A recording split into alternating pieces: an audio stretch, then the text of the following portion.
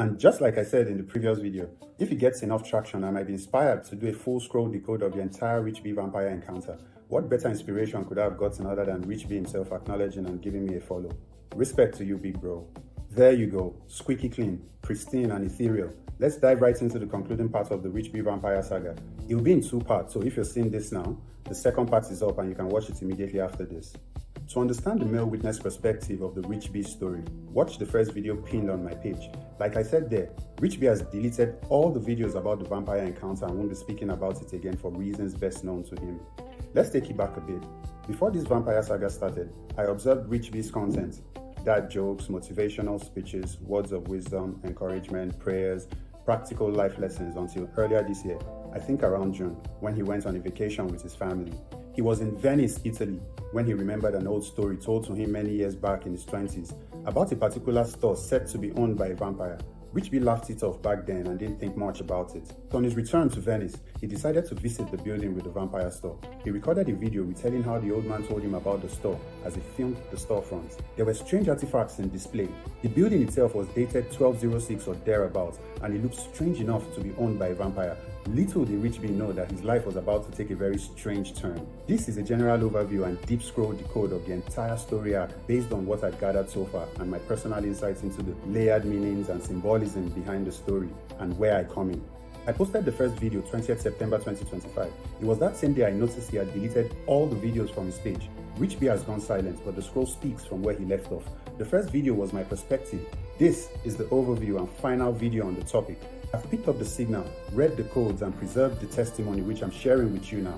This is stewardship, not spectacle. Before you leap into the comments to make absurd takes, search the male witness on YouTube to understand how I got here. We need to understand there's always a pattern to everything, no matter how chaotic or random it seems, and my life is a perfect example of this. In this RichB Vampire Lore sequel, the male witness overview, I'm going to show you the not so obvious pattern in the story, the sequence of events and its unfolding, the deep symbolic meanings and the implication for everyone drawn to this, and for the world in general. I can't recall the exact date, but about 2-3 months back, I saw at Q Boxley's video about the RichB vampire encounter for the first time ever. I was intrigued, went straight to RichB's page to see what was going on, just like many of you did as well. That drew me into a journey I never saw coming. I'm not surprised though, because of the trajectory my life has taken since my encounter with the Divine Feminine. Now, follow the sequence as I lay it out. This is based on what I've been able to gather, so forgive me if I miss or mix a detail. I promise in the end it'll all make a whole lot of sense. So, after posting the vampire store video, RichB begins to notice very strange occurrences. First off, he got an unexpected letter from a stranger, a man named Signore M, written in Italian. The hotel staff brought it up, but had no idea how it got to the reception. That's what he told RichB when he inquired. This was the first contact from Signore M. An unexpected letter is a silent summons, paper as potter, a signature from the unseen that says, "You've been noticed, step through." Next, RichB had a family boat cruise plan. At the dock, the boat guy informs him the cruise expense has been covered by Signore M, half the amount tipped in advance to the captain or booking desk. At this point, RichB was confused and genuinely thought he was being pranked. It didn't make sense that someone he didn't know and had never met would spend that amount for his passage. This was no ordinary gesture. This definitely had deeper implications. Water is threshold and cleansing. Having your waters paid for is ritual offering, consent sought without words, a baptism into the corridors of remembrance. At a restaurant with his wife, a waitress offers them a pretty expensive red wine on her. They accept. Then RichB notices the brand, an M with roots like a tree. He posted it asking his followers if they think Signore M sent it. My answer? Yes, absolutely. And this is what it means. Red wine in this context is blood memory and covenant.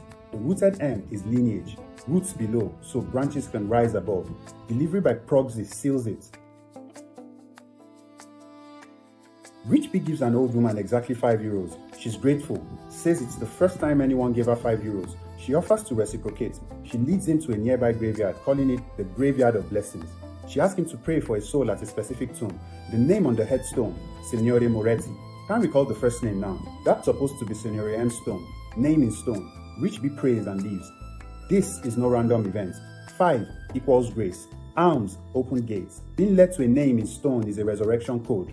A memory pulled from the ground to stand in the present. Pretty much same motif as the red wine gift. Roots below, so the branches can rise above. While still on vacation, RichB gets home cam notifications. The living room light keeps flickering. No one home, no storm, no emergency. Then the patio shows a floating light up. This is initiation. Flickering light is threshold opening. The orb is a witness. Verification from the other side that the path has been engaged. Signore M told RichB about the Crimson Assembly, their markers, how they feed, how victims often give subconscious content. RichB visits Boston Park Plaza and shows 3 markers confirming it as a nexus point. The hotel was built in 1927. The number is symbolic.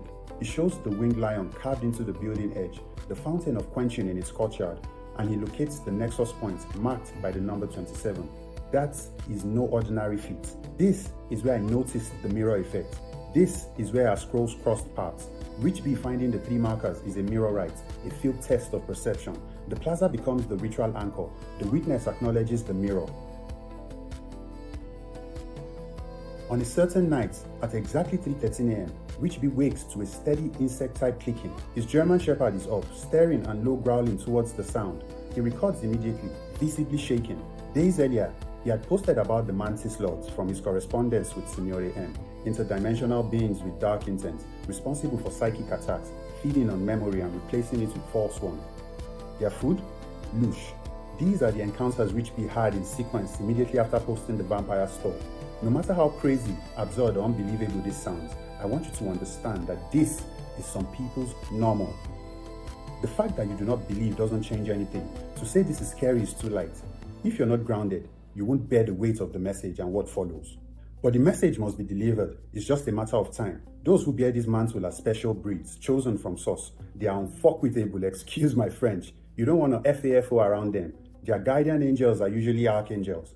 Their spirit guides are active spiritual warfare veterans, not to be messed with.